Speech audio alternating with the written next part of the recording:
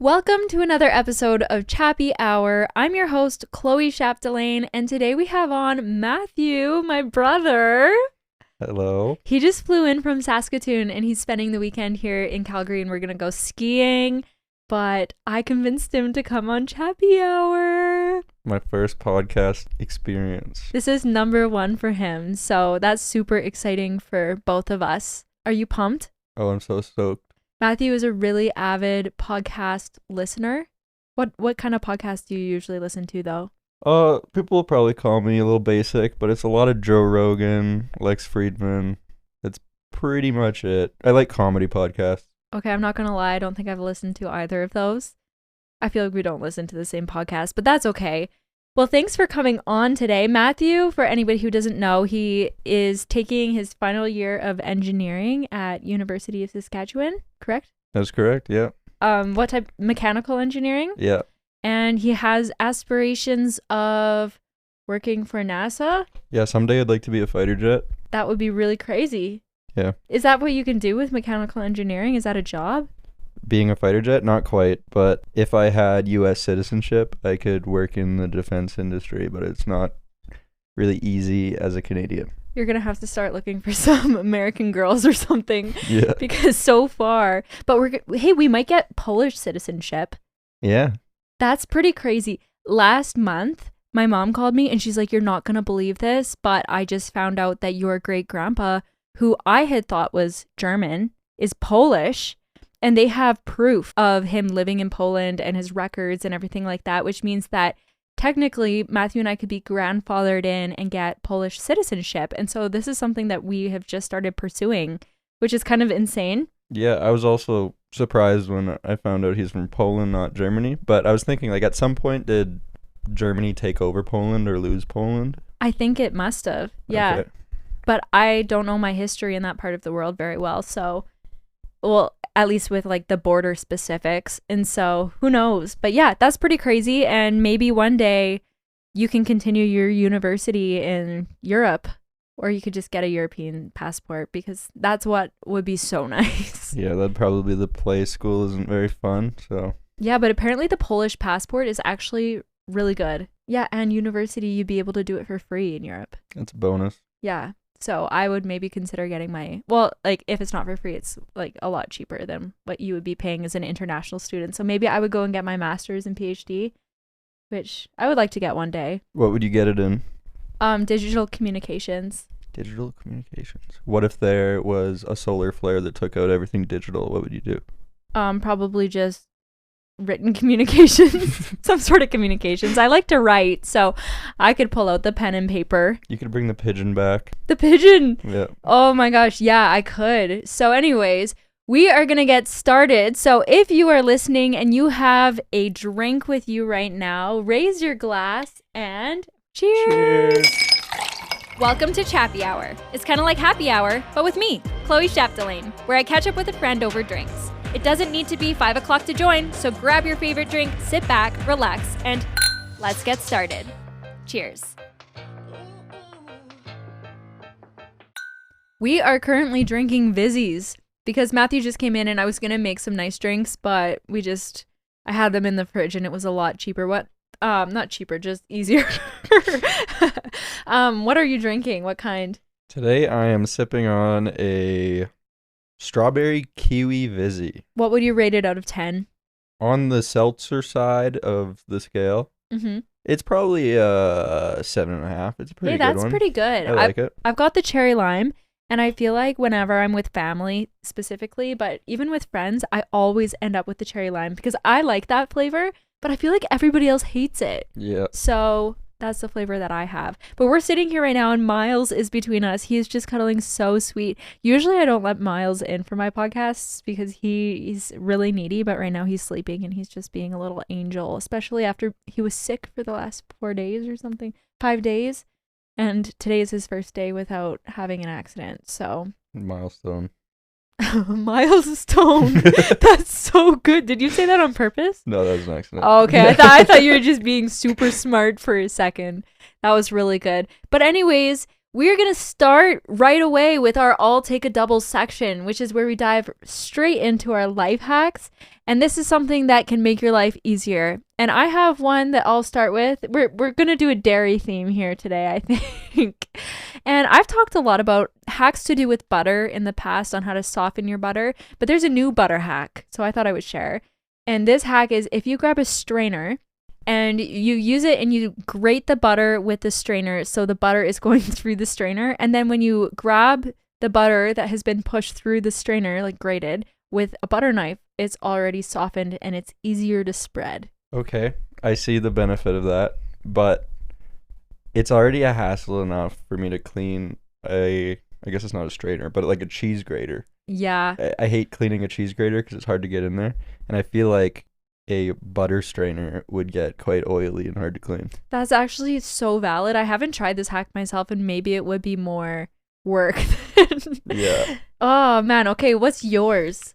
So this hack is something that I hold personally to me. It's maybe one of the biggest inconveniences in my life when you have to take the cap off of the jug of milk to drink it and pour it into a cup. So as soon as you buy your milk and bring it home, take every fruit and vegetable out of your fruit and vegetable drawer and just dump the milk straight in there.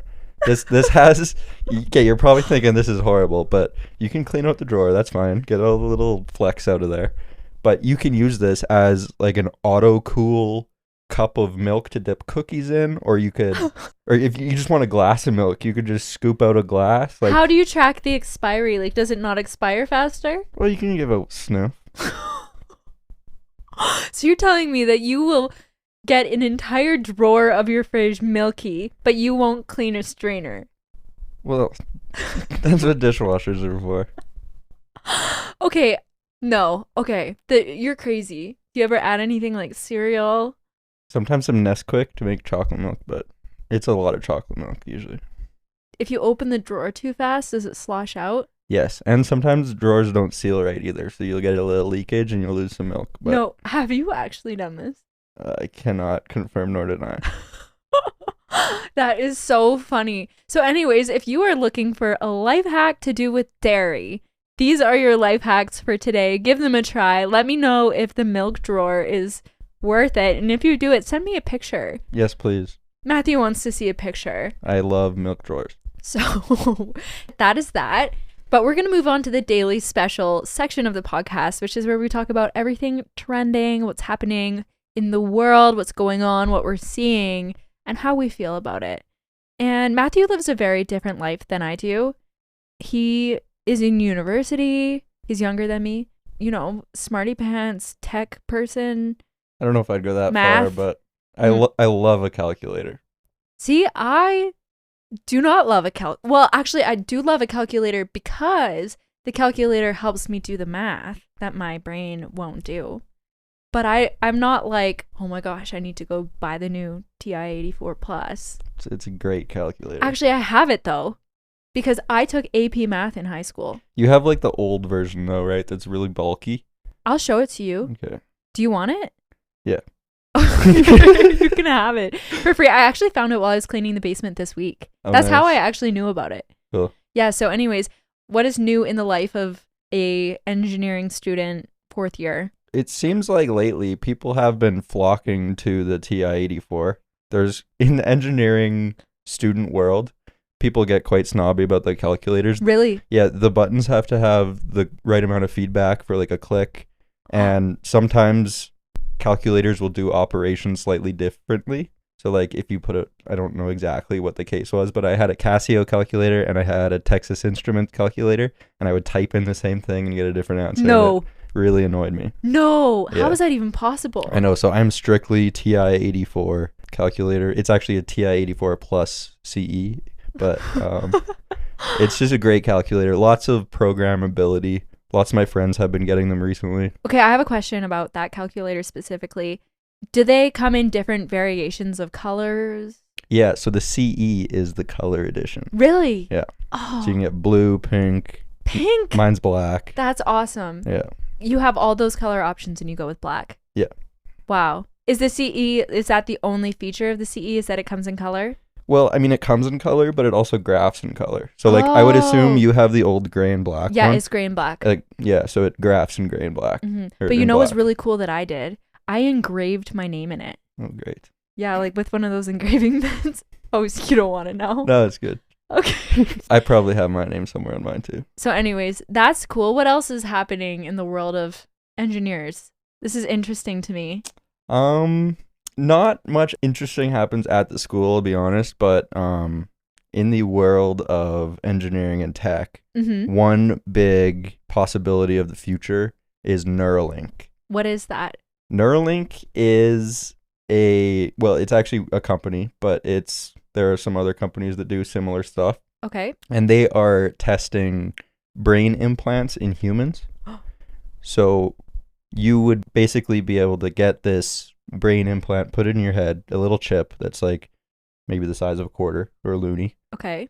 And you'd be able to interact with computers.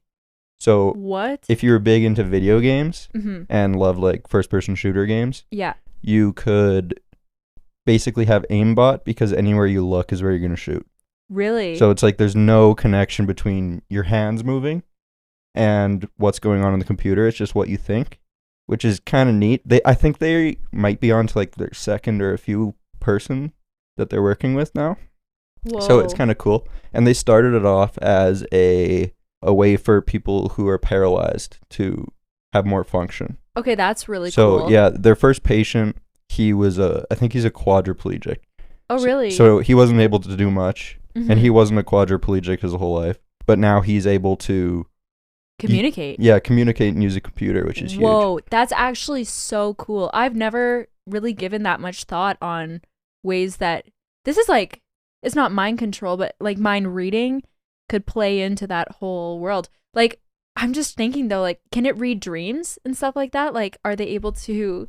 Sorry, you probably don't know any of this. I don't know if it could read dreams, but I mean, your brain would be giving off signals, I assume, while you're dreaming. So yeah. Oh, it's crazy though, because then it's like, where's the line drawn? You know, like, I feel like you could just do so much with this now that it's possible. Yeah, we interact with phones or computers to get all of our information. But if you had this in your head, you could just think something and, Google knows and it'll just give it to me. Okay, actually, there's this, I was going to bring this up as my obsession right now, but I'm going to bring it up right now. There is this podcast that I've been listening to called the Telepathy Tapes. Have you heard of it? No. Okay, it's very interesting to me. So basically what it's about is there's a scientist who wanted to try to find if telepathy actually exists, because there are a lot of claims from parents, from children, all different types of people have been claiming in different countries all across the world that telepathy or mind reading exists. And specifically, the group that they're studying in this podcast is primarily nonverbal autistic children. And there are lots of parents, teachers, caregivers that think that these children that they're working with are genuinely able to read their mind. And so a whole bunch of studies were done. And if you listen to the podcast, I'll link it for you guys if you want to listen to it. But if you listen to it, you can hear the studies that they did. And it's mind-blowing if it's real and true. And like, for example, these children were able to guess exactly what the person was thinking. Like, they could have a controlled group. They could show the one person flashcards in a different room, and the child who they were claiming had telepathic abilities would be able to tell what that person was thinking. They could be like, they're holding up a yellow rubber duck. Oh, they're holding up a green sphere. You know, by reading that person's mind, they're claiming. And do you think that there is any basis on this? Yeah, I do. I think this was probably a couple years ago that I looked into this, but there were trials being done with psychedelic drugs, with people in the same room taking them at the same time, and they would have the same experience with each other. I've heard about this. Yeah. I've heard about this. I'm a full believer. I don't understand the science 100% behind what goes on, but I think there's something about our brain and consciousness that science just hasn't been able to pick up yet. I don't know if it's like a frequency, like some sort of energetic field. I'm not a Yeah. scientist. I'm not. But if there's something that like you can align with certain wavelengths or something, I don't know.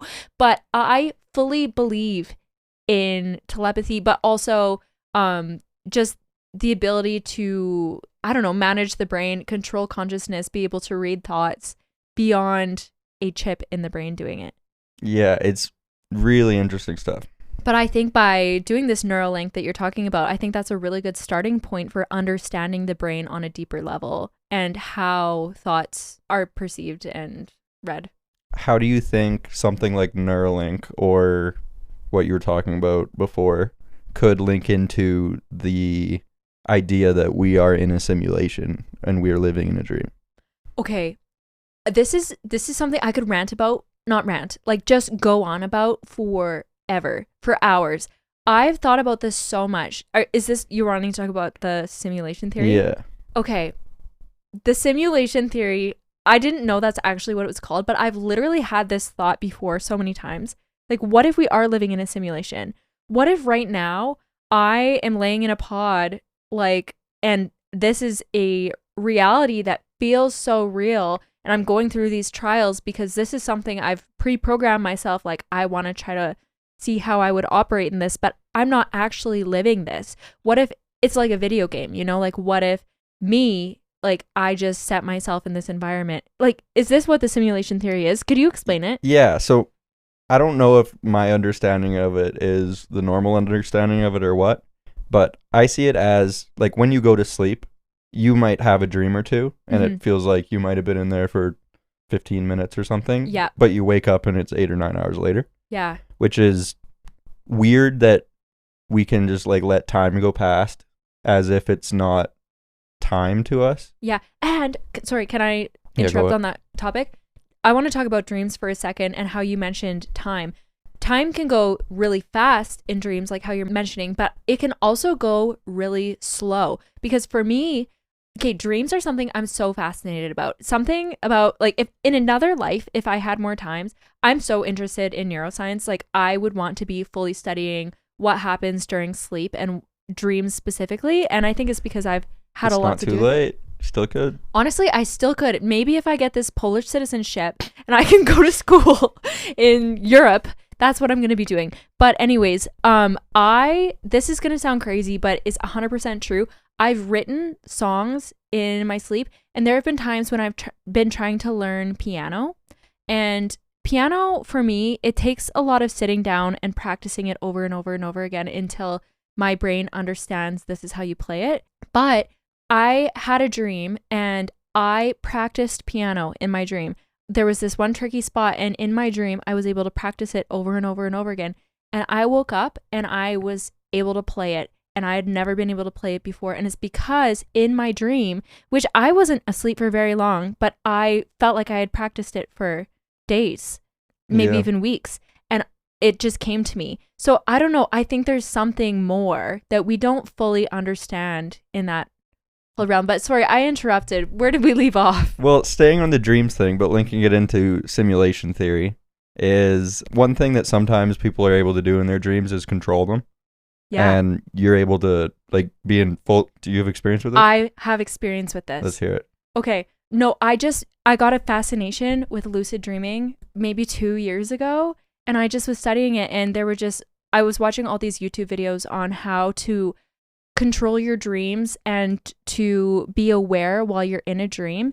And every night before I would go to sleep with the intention of controlling my dream.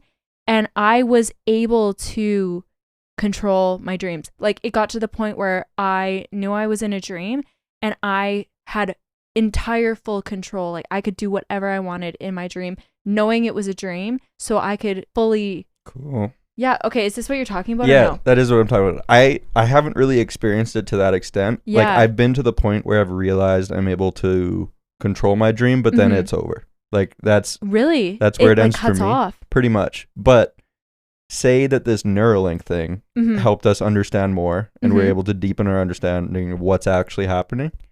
If humanity as a society was able to control the dream, say, hey, Chloe, for the next 15 minutes, you're going to go into a dream. You can do what you want in the dream. Yeah. You'll be living your life in your dream, or a life in your dream.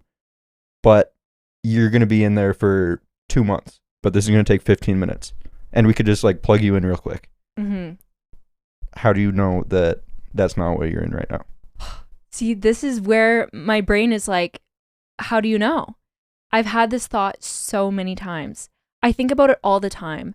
I actually had an existential crisis when I was like probably 17 and went to therapy for a bit because I couldn't stop thinking about this concept. How do I know that this is even real? Yeah. Do you know what I mean? Totally, yeah. And it's just crazy. But then it's like, this is like a Black Mirror episode. Have you seen that one episode where have you ever watched Black Mirror? I watched 2 episodes and it creeped me out. So yeah, they're creepy. Yeah. There's an episode very similar to this where then it's like, I'm pretty sure, if I'm remembering correctly, people would go into their dream and then the owners of this organization that were like inducing these people into the dreams would like trap them in the dreams. And yeah, it was crazy. Anyways. It's coming. It's coming. It could be. It could be. But it's just so crazy. I have something kind of related to lucid dreaming, everything like that, but I'm curious your take on it. Have you heard of astral projection? No, I have not. Oh, this is a really crazy concept, and I fully understand if you don't believe in it. But basically, the concept of astral projection is being able to remove your consciousness from your body and observe things as they're happening elsewhere. And this to me kind of relates back to lucid dreaming, but also the whole telepathy side of things that we were talking about. So basically, there are some people that are saying while they're dreaming, they are able to maybe be in the room next to them and see what happens. And there are lots of stories, for example, of people who were in comas in the hospital who they had this moment where they were able to, it was like an out of body experience, even though they were paralyzed and they couldn't move and they couldn't talk or communicate or anything like that. They said that they were able to come out of their body in a sense. Their consciousness was able to leave.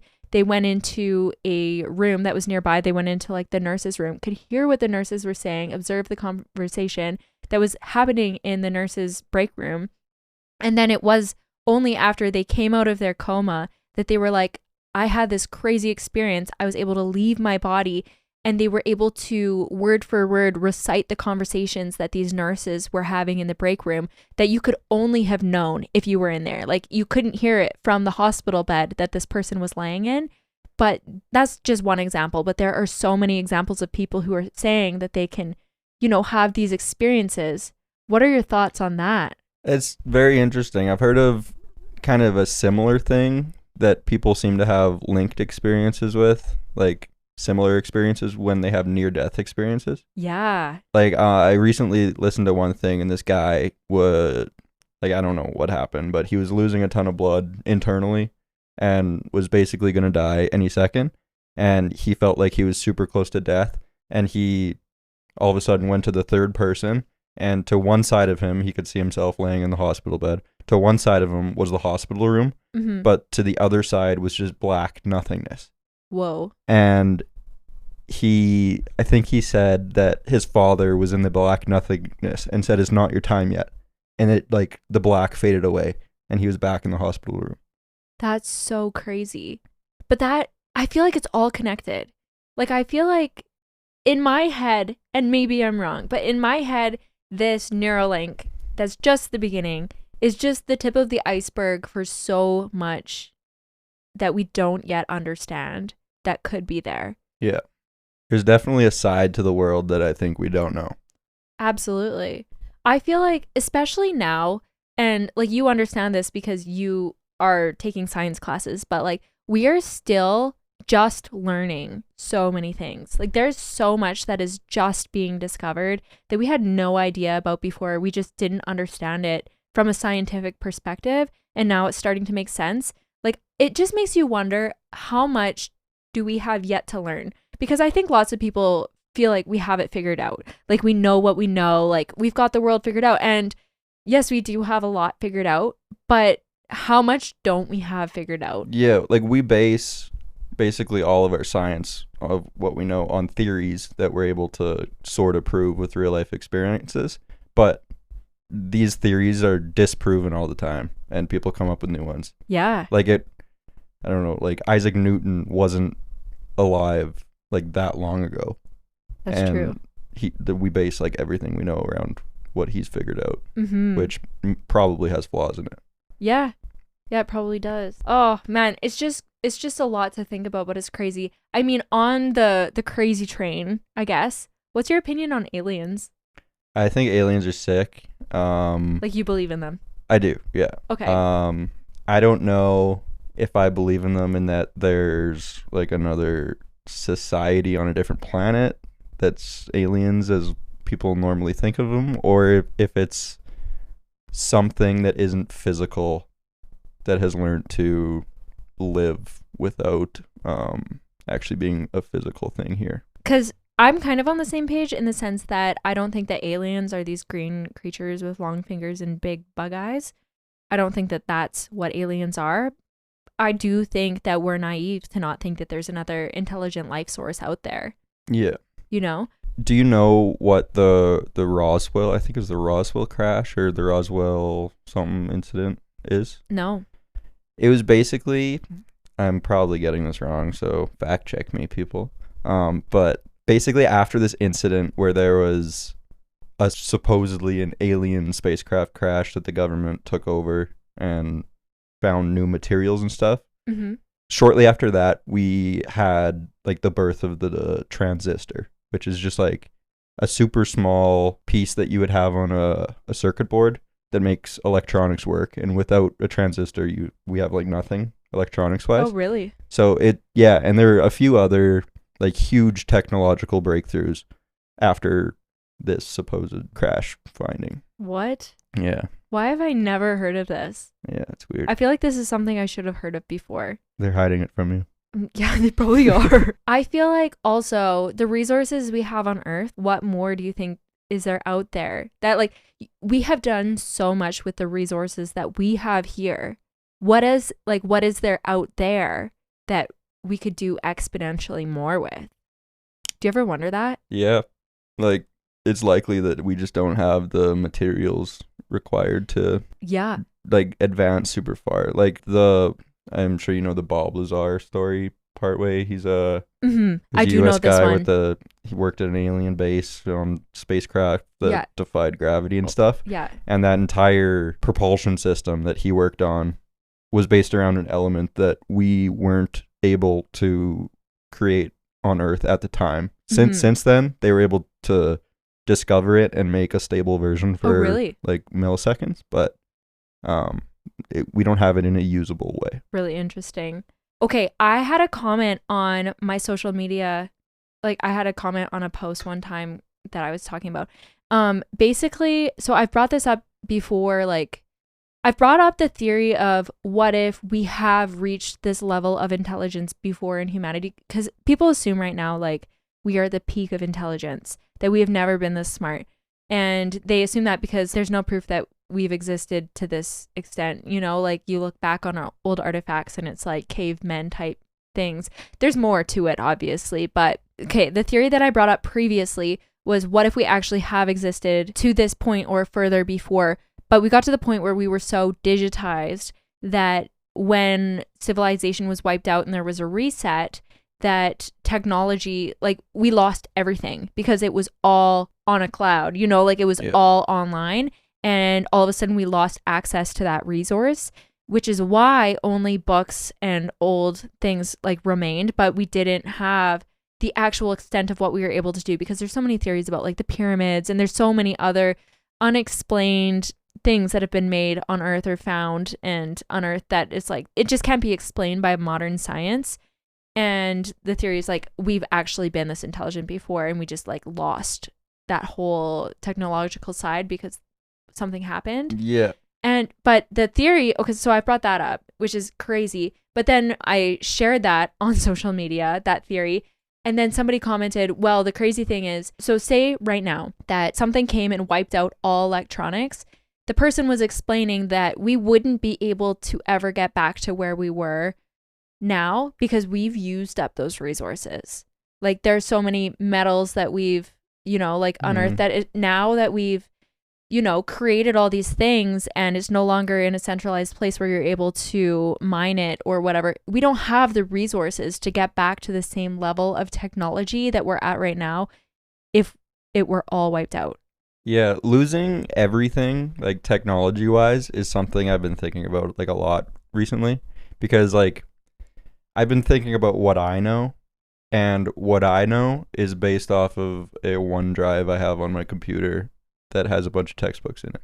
Yeah. And nobody has the library has the physical text, but like my friends don't use physical text because it's a hassle to carry around. So if something happened and we lost all electronics, everything was fried. Sure, I'm about to graduate as an engineer, but I would struggle. Mm-hmm. Yeah, absolutely. That's like me. I can't do mental math.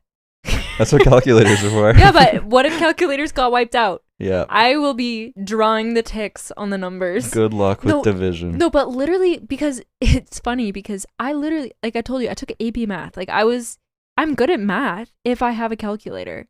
I just can't do it in my head. I didn't take AP math. You didn't? No. Oh. Well, I wasn't sure at the time. The reason I took it is because I was like, oh, maybe I'm going to go into the medical field. And I just wanted to be prepared. So I took as many prerequisites as I could, because I was like, oh, if I'm going to try to, I don't know, become a neuroscientist or a neurosurgeon. I wanted to be a neurosurgeon in pediatrics. That was my dream. I was like, I need to have AP math. I need to take pre-calc if I can. Like that was my mindset. But then I was like, no, I'm going to do photos. I'm going to be a photographer. I'm going to start a podcast. That's the way to go. I remember it was probably grade 12. Yeah. My academic advisor in high school, Mr. Donner, shout out Donner if you're listening to this. Mm-hmm. He told me I was not smart enough for engineering and I should have a different plan. What? Yeah. Wait, we're moving into the On the Rock section. This is the drama.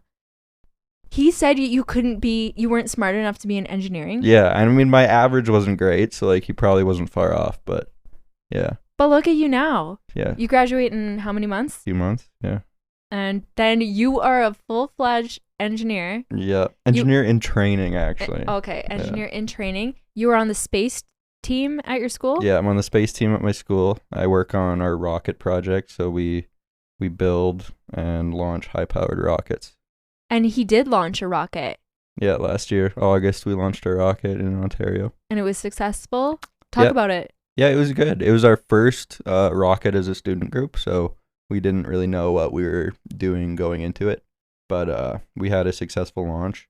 We had one thing go wrong. The way rockets work is if you deployed a big parachute really high up, the wind's going to drift you super far away and it's going to be hard to find your rocket. Mm-hmm. So we deploy a little parachute. It comes down fast. And then when it's close to the ground, you deploy the big parachute. Oh. To slow you down a lot more. But we had our main parachute, the big one, deploy at apogee, which is the highest the rocket gets. So it was a bit harder to find it, but you found it. Yeah, we found it and it worked, so it was good. That's so good. I watched your live stream when you guys launched it. Cool. Yeah, it was really cool. But back to freaking university advisors. I have so much to say about that because, like I said, I went through a bit of like an existential crisis when I was a teenager. And I think a lot of that was also due to me having too many options. Like I felt like I had decision paralysis and I needed to make this choice of what I wanted to be when I grew up. And I wanted to be a million different things. And I also didn't want to do any of them because it was just too much to think about. We're definitely different people. I still don't know what I want to do when I grow up. I mean, I feel like I still don't know what I want to do when I grow up. Hey, like, you're doing something though. Hey, well, I started a podcast at 25. I mean, it's something, you know? I'm 24. Maybe next year's my year. Hey, yeah, you never know. It's the year of the podcast. It is. You could start your own, a science-based, like a tech podcast. Yeah, I might have missed that boat, but we'll see. No, you haven't missed it. I'll help you set up. Cool. But I want to talk about my experience with a university advisor. So I, in high school, was a bit of an overachiever. Like I fast-tracked a whole bunch of classes. I was like taking AP classes because I just wanted to keep my options open. I took band because I knew, well, I also like playing instruments, but I knew that band was like a higher valued prerequisite for certain programs if I wanted to get into them in university. Like I did everything that I could. I was volunteering. I was doing everything that I could so that I had my options completely open by the time I needed to make that decision. And I struggled so much to make the decision because there's so much that goes into choosing a career. And I think I know I'm not the only person who felt this way. Like, I was like, okay, well, if I want to be a pediatric neurosurgeon, that's going to take 17 years, and it's like, what if I want to have a family? Yeah. Do you know what I mean? But also, there's just so many options. And I personally feel like schools, high school specifically, doesn't do a good enough job of educating you on your options of what you can be when you grow up. Like, everybody knows doctor, lawyer, teacher, but I feel like there are so many jobs that exist that aren't talked about. And so at that time, I was seeking guidance, and I went to my local college. And what are you smirking at? No, I remember the story. Yeah. I went to my local college, and I was like, I need help, because they're like, we can help you. Like, we're going to give you guidance. And I was like, perfect. This is what I need. Like, honestly, what I just needed was somebody to tell me what I should do. And then I could just start doing it. That's what I needed. And so I did. I went to this meeting, and they made me fill out so many surveys. Like, there were pages on pages of surveys, personality tests, interest surveys, like so many different personality tests. Anyways, it took me forever to fill them out. I brought them in, they processed them. I came in for my meeting. I'm so excited to hear what they have told me I would be good for. I'm thinking, okay, they're going to tell me like a specific medical field that I should pursue. Like, I was like, oh, maybe I shouldn't be doing neurology. Like, maybe I could be a respiratory therapist or something, and they would be able to tell me why that would be the best choice. That's what I was expecting, honestly. But when I went in, I told them there's a few requirements.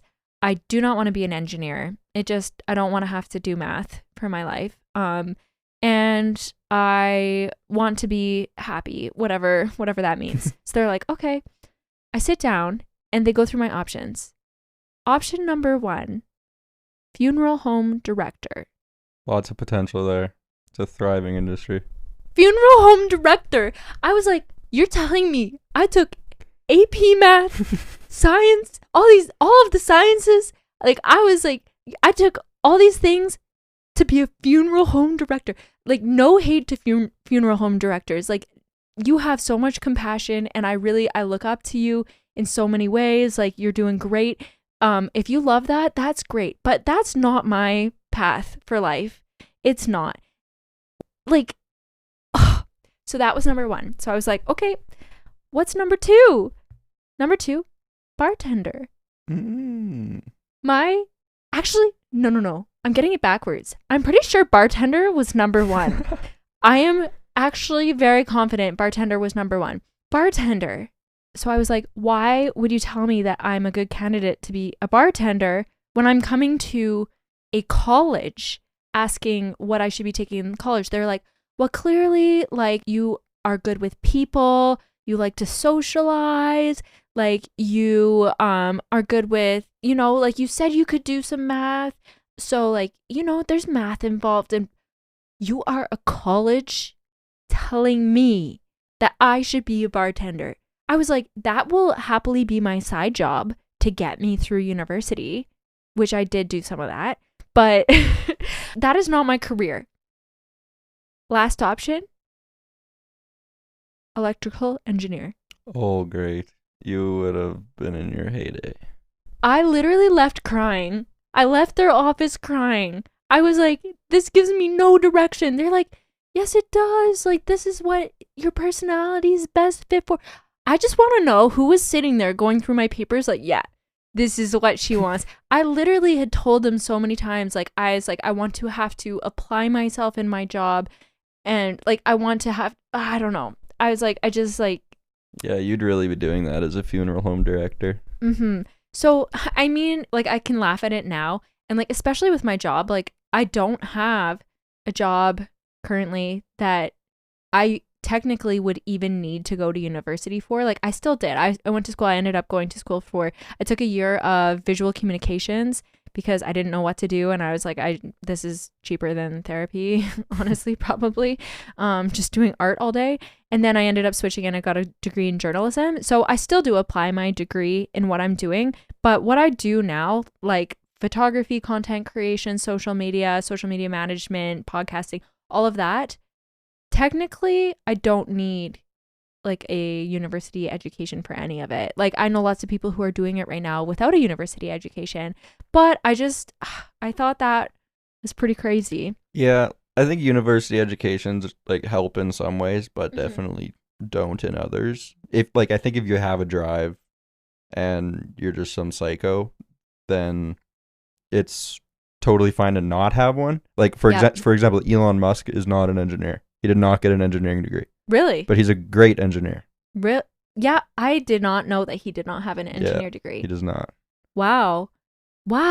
University to me is really interesting because, like, personally, I did have lots of positive takeaways from university. Like, I learned a lot about ethics in journalism. I learned a lot about how to properly tell a story or persuade an audience, or I learned a lot.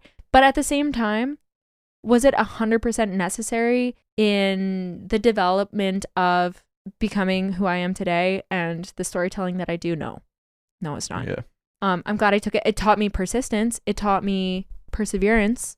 And I think that's one of the biggest takeaways for me, because how many times did I have to work really hard for an assignment that I just did not want to do, but I did. And it taught me the value of working hard. Yeah. Yeah. But You briefly mentioned ethics and learning about ethics in your school. I'm currently in an ethics class about engineering ethics. Oh. And I want to get your idea on this situation. Okay. We had just a brief class discussion.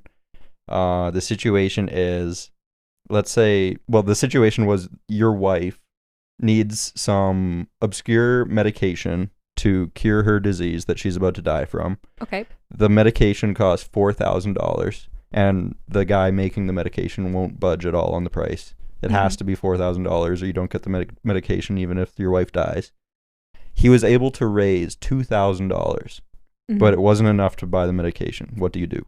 That's a tough one. Like, tell me what your class discussed, and then I'll tell you my take. So one thing that one of the first people brought up was they would break into the guy's lab and steal the medication. And our professor was like, yeah, that is reasonable. Like, you don't want this person to die.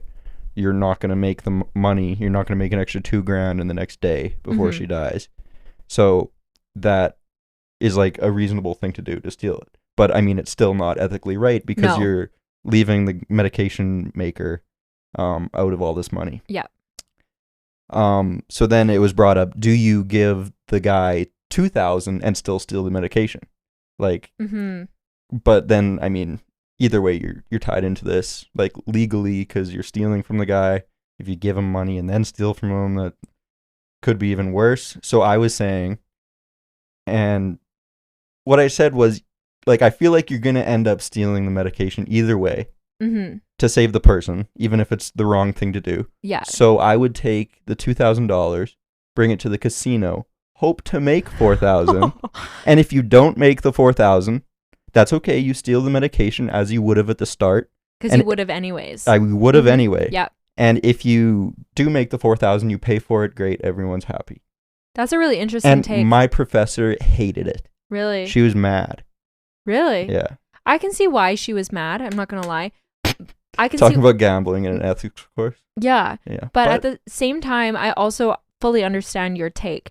Like, that's a hard one because I would first of all find it hard to, like, it's a tough situation for me because I would find it hard to believe that you can't raise $4,000 to save somebody's life. But the timeline is super short. I guess here. the She's timeline. About to die. Okay. Yeah. Okay. So this is her only chance, and if she takes it, she 100% will live. Yeah. Actually, in the case we had, she wouldn't 100% live, but we could say that.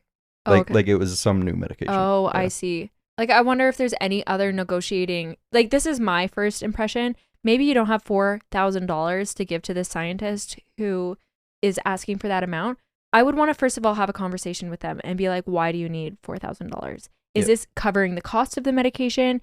Are you just wanting to pocket $4,000 because you feel like that's what you deserve for creating it? Like, I would want to understand where this cost is coming from because that might change my decision in the long run. Yeah, I can give you a little more background on what we were told in class. The medication, I believe it costed $17. He's selling it for $4,000. Okay. And at this point, you've exhausted every legal means to get the medication for cheaper. Okay. So that changes my perspective a little bit. I think the second thing I would do is ask the person who has made this medication, is there anything else you can do that would make up for that $4,000? Like, can we put in a payment plan? Can I work for you to make up for this after the fact? Can, like, I give you $2,000 as a deposit and I'm going to give you $2,000 later, and then you're going to have to come with it after the fact. But I think before I turn to stealing, I would exhaust other options for sure. But at the end of the day, I personally, like, my values are that somebody's life, especially if there's the chance that it could be saved, is far more valuable than $4,000. And I stand by that. I mean, or the extra $2,000 that it would take to raise it. Like, I would do whatever I need to do to save that person's life. Hit the casino real quick. Yeah. I don't know if that's an option, but like I said, I think I would start by having a conversation with the person who's made the medication. Yeah. And I think that's where I would go with it. Yeah. Unfortunately, he's stubborn. He might be stubborn, but he needs the money. He needs $4,000. He needs $4,000, but I think I would see if I could put in a payment plan, or, like I said, a deposit or something like that, and see if there's a way that you could guarantee that you're going to pay him back over time, because then he can still get his money and you're still able to pay him, but it's just not immediate. I think I would pursue a route like that. It's an interesting topic. I would be really interested to hear everybody else's take on this. Or, I mean, that's just like the top of the mind. I haven't had time to think about this scenario. I feel like if I slept on it overnight, maybe more would come to me, or a completely different take. But yeah, that's very interesting. Did anybody say that they would just let their wife die? We had a couple people in the back that were with me who said they would not steal it in fear of getting caught by the police. I would go to jail for 100%. Yeah, and for then sure. Me and some other friends brought up, well, it's like, you didn't act, you just killed your wife. It's like, and then they kind of had to rethink. That's crazy. But to tie up the On the Rocks section, because we're a little bit short on time, those are all really good topics to talk about. And we didn't plan any of those. Those are none of the things that we talked about. But I feel like that's the best type of conversation to have. But we're going to move into the shaken, not stirred section, which is just one quick thing that shook you this week or recently, or one thing that has shook you. So what is it? Mine is cutting boards. Lots of people have plastic cutting boards, and I do. Do you use it like daily? Yeah. Ooh. I wish I didn't have a plastic cutting board, because I know what you're going to say. I know what you're going to say. So the big part about plastic cutting boards is every time you cut something, they're giving off microplastics, and it's going into your food, into your mouth, into your balls. Yeah, it's true though. Yeah. And I've seen the microplastics that come off when you're using the plastic cutting board, which is concerning. And microplastics are such a big topic. I feel like we could do a whole podcast just on microplastics and where they're sourced from and the effects of them on human health and reproductive health and everything like that. Yeah, there's a lot to it. Yeah, that's bad. But what about other, like, what are your other cutting board options? Well, you could get a nice, expensive wood cutting board that won't give off any plastics. But the problem with that is they can, like, harbor some really bad bacteria that can get you sick. Yeah. I don't know much about what the bacteria is or how it grows or how long it lives or what it does, but is it worse than microplastics maybe? I don't know. I feel like no. I Build would an agree. immune system. Just kidding. That's a tough one. I would love to learn more about that, because I've also seen people say, okay, if you want to avoid wood, if you want to avoid plastic, go with glass. But glass cutting boards will apparently, I don't know, I've never tried. I didn't even know glass cutting boards were a thing. Apparently they are, but they can dull your knives really quickly because there's no give, like on a plastic cutting board. I feel like there must be a material that's, well, I feel like, I don't know, I'm just saying this, but I feel like there has to be a material that's like naturally antibacterial. I thought wood was, but maybe it's, I know that wood can grow bacteria though. Maybe I'm just crazy and there's nothing bad about wood cutting boards. Or plastic cutting boards. Well, I wouldn't go that far. I don't use a plastic one anymore. I used to. Yeah, I should probably switch over. Yeah. Maybe that'll be my next investment, a wooden cutting board. Yeah. But my shaken not stirred topic of the week, you were just on a flight. I heard a pilot come on TikTok, so I don't know how much to believe this, but he is saying that airplane mode for your phone isn't a conspiracy. He's saying airplane mode is great because for him, like it's not like he's going to crash the plane or something. Like it's not going to cause like a detrimental issue. But he said if people don't have their phone on airplane mode when he is doing his communications through his radio with the receivers or however that works, there is a buzzing in his earpiece that sounds like bees. He's like, I can instantly tell when people have airplane mode not switched on because it is just the feedback on the audio is not good at all. And it's very distracting and hard to communicate. I feel like he's wrong. Why? I just feel like there's a way higher chance that it's his microphone having a problem and not somebody on the plane didn't turn on airplane mode. I mean, I feel like that's actually possible. I mean, it's obviously very different here with having like a mic, but I was having a problem with my mic buzzing earlier and I Googled and I like went through every Reddit thread and I was like, what is wrong? And some of the things were like, there's too many electronics in the room. I was like, you guys, this is literally like a fully electronic setup. Yeah. But the problem was I had a kink in one of my cords and that was the issue. And so it was like this whole time I was like thinking, oh my gosh, how do I like reduce this buzz by turning off my phone and stuff while recording? All I had to do was straighten out the cord. See, this is the pilot's issue. He just had a little kink in his cord. Okay, I've never thought about that. I never gave it much more thought when I saw the initial recently video. though, like as in probably a week ago, I watched a YouTube video about if airplane mode is actually a problem. Oh, really? Or if it should be used. And it sounds like I didn't hear anything about this pilot's audio having problems, but it sounds like when there is a lot of communications in one spot, it can disrupt some communications to like other towers nearby, which is why the airplane mode rule was created on planes. Really? But there has never been an actual case that has led to an issue. So it is a conspiracy. I think it is. Yeah. I'm gonna note that. Not saying I'm gonna have my phone on the plane, but I'll be honest, I did not turn on airplane mode today. I'll be honest, I often forget to turn it off too. Like not forget. Sometimes I'm negligent. I don't know. I'm sorry if there's a buzz, Mr. Pilot. I'm sorry, pilot, but yeah. Okay, but we're going to move to the very last section of the podcast, and this is the bottoms up section where we both share one quick thing that we are obsessed with right now. And are you obsessed with anything at the moment? Yeah, my lifelong obsession that I've never really gotten off of is golf. My life revolves around golf pretty much. I have a putting green that takes up the majority of my basement. There are golf balls in every room of my house, including my car. It's winter. It's minus 40. I don't need golf balls in my car. What's the best golf ball? I like the Pro V1X. I knew you were going to say that. Yeah, it's my go-to. But currently, my obsession is fighter jets. Don't know what it is. They're just cool as heck. They go fast, make cool noises. What's that movie with Myles Teller? Myles Teller. It rings a bell, but I don't know. Oh, like Top Gun? Is that it? I don't know. I don't know who Myles Teller is. Let me search it. Yeah. Top Gun. Yeah, Top Gun. Yeah, okay, yeah, it's Top Gun, yeah. You want to be on Top Gun? That'd be pretty darn cool. I think I'll never become a fighter pilot, but as long as I can own a fighter jet one day, I'll be okay. Don't give up on your dreams. Thank you. Wasn't planning on it. But don't put yourself in harm's way. I feel like being a fighter pilot is a dangerous job. Well, they have ejection buttons if something goes wrong. I can't imagine that being safe. You just have to hit it before the missile hits you. Yeah, true. Okay. My obsession? Wow, I have to think really fast. I'm obsessed with Cuddles from Myles.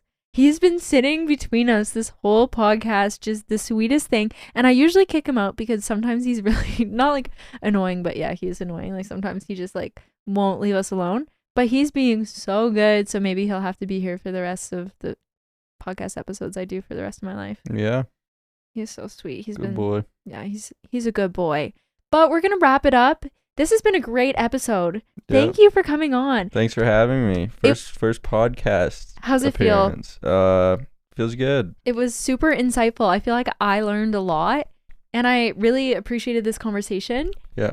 And great. If you are listening and you have yet to subscribe, I highly encourage you Smash that like button. smash that like button if you're feeling like it, or give it a 5-star review. I am so grateful for every single person who does. I know I say this every single episode, but it's so true. Have you given this 5-star review yet? I have looked at it on Spotify. I think it's time. I've probably given it a 5-star review. It's time right now. Let's show find me. out. Okay. You have. I've already given it a 5-star review. You have. You're a real winner. I'm a real podcast listener, This is I guess. so good. Thank you for that. You're welcome. And to anybody who hasn't yet, now's your time. I really appreciate you. But until next time, raise your glass and cheers. Cheers.